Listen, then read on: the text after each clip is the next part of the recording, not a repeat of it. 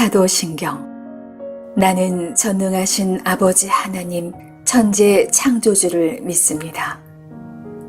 나는 그의 유일하신 아들 우리 주 예수 그리스도를 믿습니다.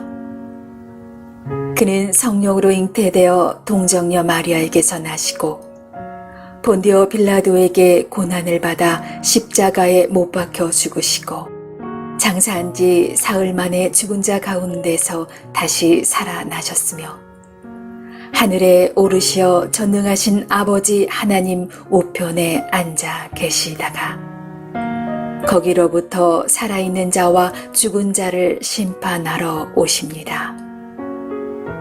나는 성령을 믿으며 거룩한 공교회와 성도의 교제와 죄를 용서받는 것과 몸의 부활과 영생을 믿습니다. 아멘.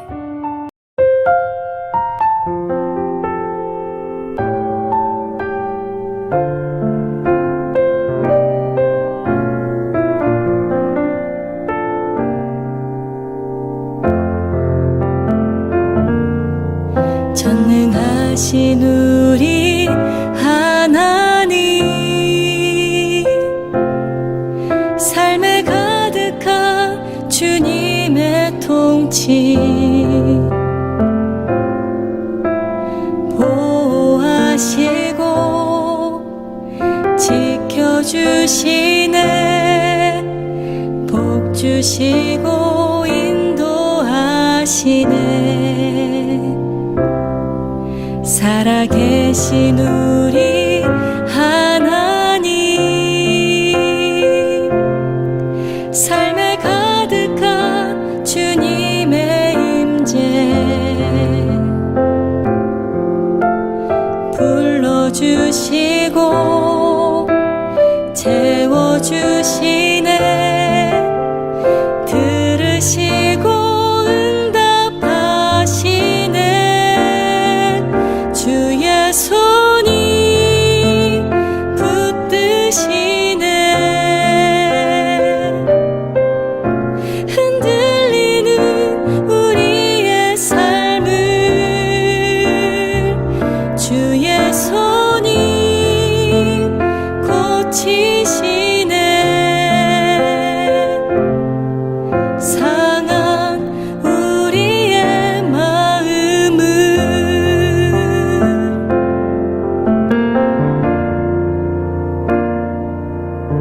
전능하신 우리 하나님, 삶에 가득한 주님의 통치 보호하시고 지켜주시네, 복 주시고 인도하시네. 살아계신 우리 하나님, 삶에 가득한 주님의 임재 불러주시고 채워주시네, 들으시고 주의 손이 붙드시네. 흔들리는 우리의 삶을 주의 손이 고치시네. 상한 우리의 마음을 주의 손이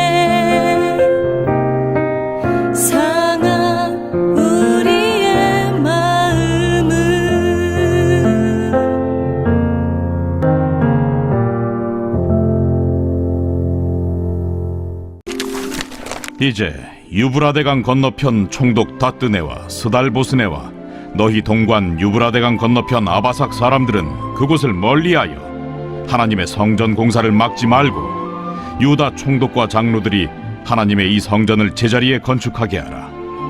내가 또 조서를 내려서 하나님의 이 성전을 건축함에 대하여 너희가 유다 사람의 장로들에게 행할 것을 알리노니 왕의 재산 곧 유브라데강 건너편에서 거둔 세금 중에서 그 경비를 이 사람들에게 끊임없이 주어 그들로 멈추지 않게 하라. 또 그들이 필요로 하는 것 곧 하늘의 하나님께 드릴 번제의 수송아지와 순양과 어린 양과 또 밀과 소금과 포도주와 기름을 예루살렘 제사장의 요구대로 어김없이 날마다 주어 그들이 하늘의 하나님께 향기로운 제물을 드려 왕과 왕자들의 생명을 위하여 기도하게 하라. 내가 또 명령을 내리노니 누구를 막론하고 이 명령을 변조하면 그의 집에서 들보를 빼내고 그를 그 위에 메어 달게 하고 그의 집은 이로 말미암아 거름더미가 되게 하라. 만일 왕들이나 백성이 이 명령을 변조하고 손을 들어 예루살렘 하나님의 성전을 헐진대 그곳에 이름을 두신 하나님이 그들을 멸하시기를 원하노라.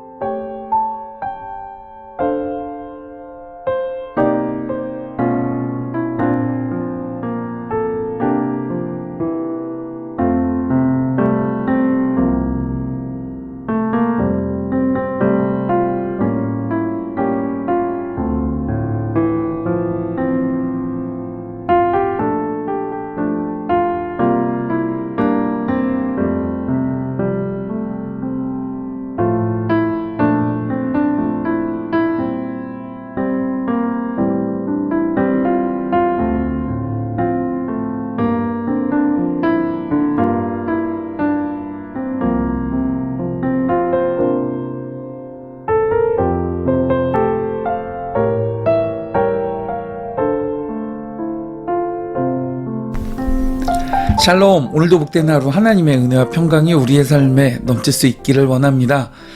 우리가 앞선 본문에서 고레스 대왕의 칙령이 적힌 두루마리를 찾아내게 되어서 이제 모든 사실을 알게 된 이 다리오 왕은 놀랍게도 오늘 말씀 7절을 보면 하나님의 성전 공사를 막지 말라라고 하는 명령을 내립니다.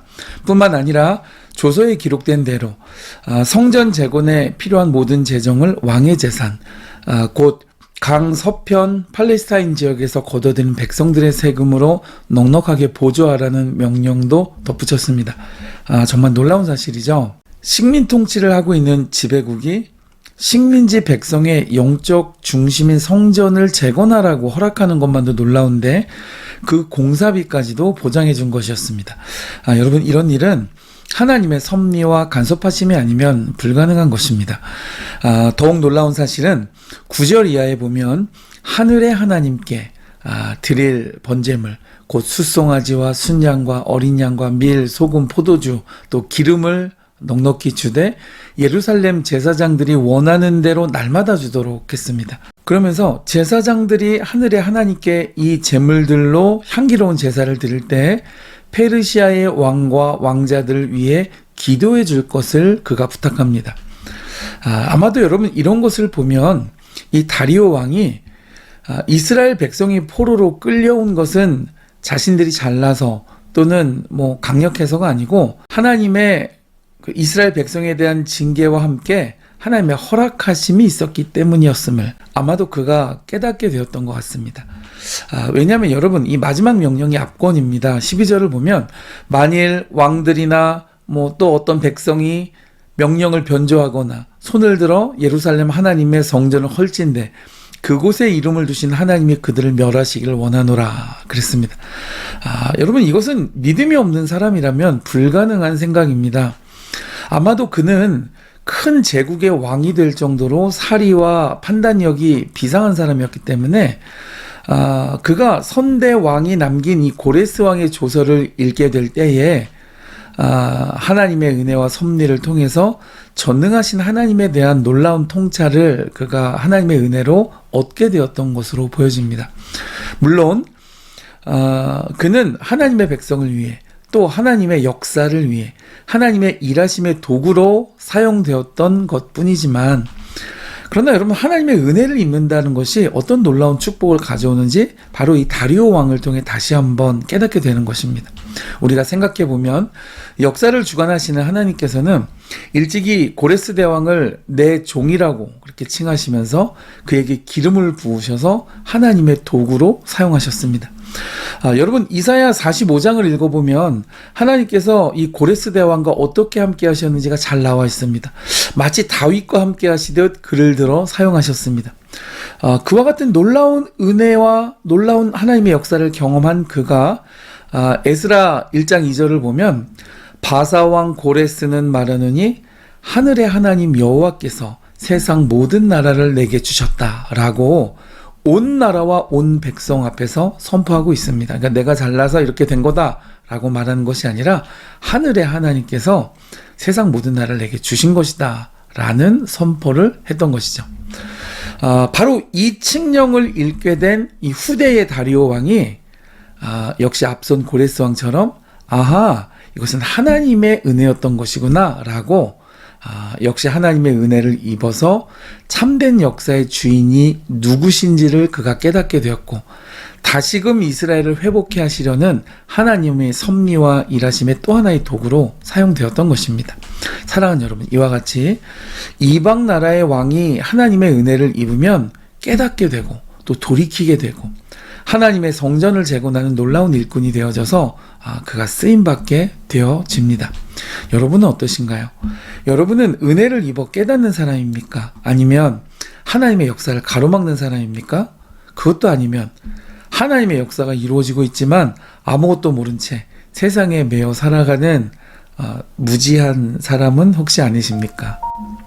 사랑하는 여러분, 오늘 하루 하나님의 은혜를 힘입어서 하나님의 역사를 감당하시고 놀라운 일을 감당하실 수 있는 복된 성도의 삶 이루시기를 주님의 이름으로 축복해 드립니다.